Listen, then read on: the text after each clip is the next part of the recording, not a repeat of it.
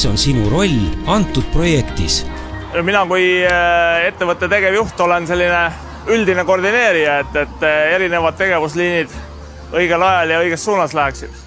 No minu isiklik roll oli võib-olla see, et ma uskusin sellesse projekti ja pangana oli meie roll siis finantseeringuga kliendi soovile vastu tulla ja abiks olla, et ta saaks selle projekti oma äranägemise järgi valmis ehitada ja teostada.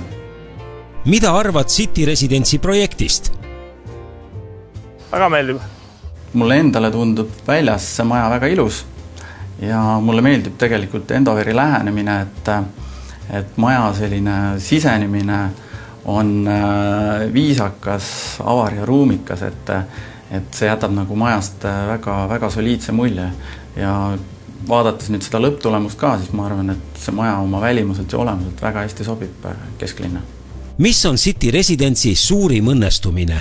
See on väga seksika välimusega maja, et natukene teistsugune, ma ütleks julgem. Mina ütleks, et suurim õnnestumine on see, et me selle näo ja fassaadi, mis me tahtsime nii-öelda atraktiivse ja esinduslikku teha, et see tõepoolest ka selline välja kukkus, nagu algselt mõtetes oli ja nii, kuidas arhitektiga planeeritud sai.